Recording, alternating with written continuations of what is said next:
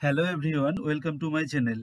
আজ আমরা ৫ ধরনের বাক্য দেখব, যে বাক্যগুলো আমরা বাংলা ভাষায় সচরাচর বলে থাকি।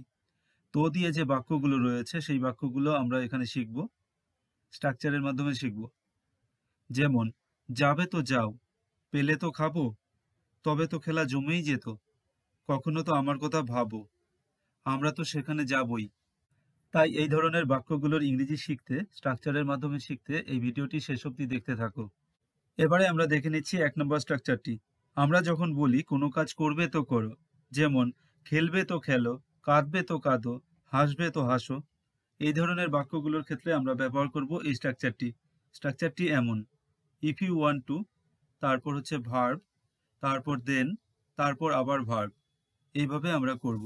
তাহলে দেখে নিচ্ছি আমরা এই ধরনের বাক্যগুলো: খাবে তো খাও, পড়বে তো পড়ো, ঘুমাবে তো ঘুমাও, যাবে তো যাও।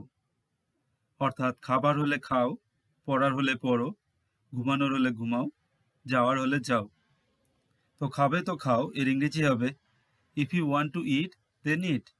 পড়বে তো পড়ো এর ইংরেজি হবে if you want to read then read. ঘুমাবে তো ঘুমাও এর ইংরেজি হবে if you want to sleep then slip.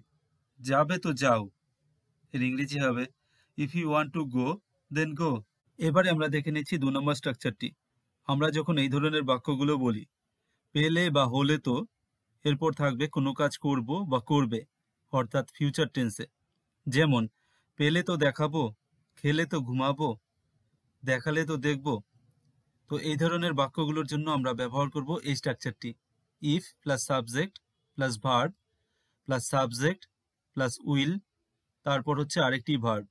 এখানে দুটি আলাদা ভার্ব রয়েছে, তাই ভার্ব এবং ভার্ব টু এমন করে এখানে লেখা রয়েছে। ১ নম্বর স্ট্রাকচারটি অলমোস্ট এর কাছাকাছি, তবে ১ নম্বর স্ট্রাকচারে একটি মাত্র ভার্ব ছিল, একটি হচ্ছে ইনফিনিটিভ ফর্মে, তার সামনে টু ছিল, আর একটি হচ্ছে এমনি ভার্ব ছিল। তো এখানে দুটি আলাদা ভার্ব রয়েছে। এবারে দেখে নেওয়া যাক এই বাক্যগুলো।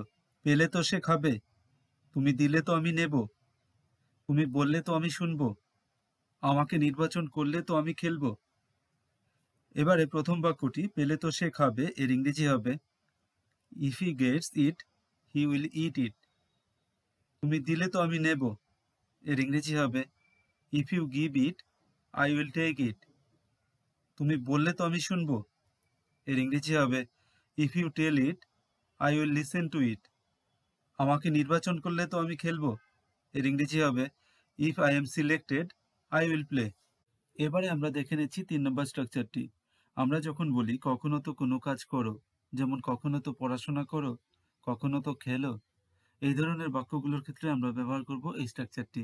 স্ট্রাকচারটি এমন: do ever plus verb plus other words. এবারে দেখে নেওয়া যাক কিছু বাক্য। কখনো তো সময় মতো যাও, কখনো তো আমার কথা শোনো, তাদের সাথে কখনো তো কথা বলো, কখনো তো আমার কথা ভাবো। তো এই ধরনের বাক্যগুলো করার জন্য আমরা ব্যবহার করব do ever plus verb plus other words. তো কখনো তো সময় মতো যাও এর ইংরেজি হবে do ever go on time.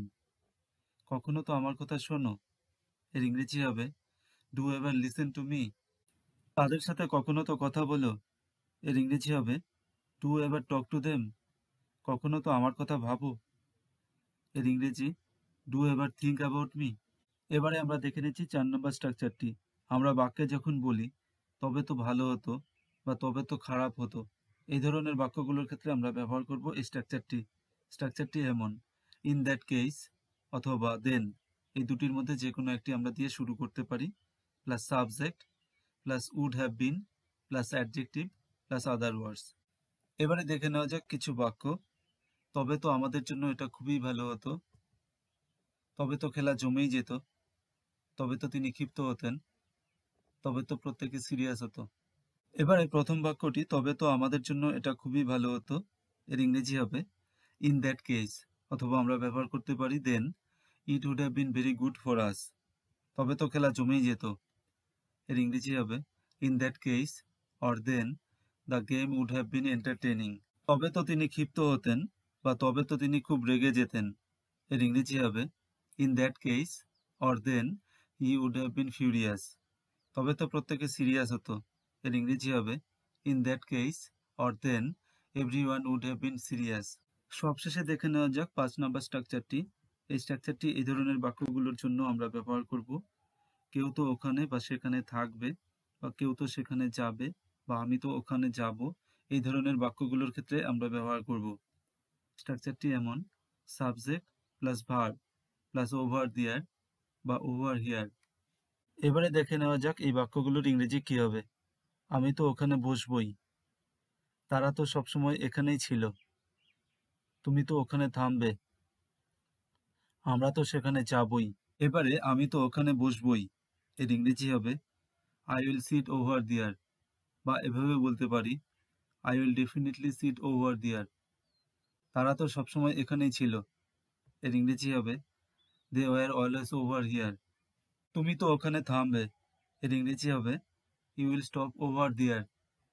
আমরা তো সেখানে যাবই, এর ইংরেজি আমরা এইভাবে বলতে পারি উইল গো ওভার দেয়ার, বা এমন করে will definitely go over there. এখানে এই সেন্টেন্সেসগুলো স্পোকেন ইংলিশেই বেশি ব্যবহার করা হয়। Thanks for watching, have a great day.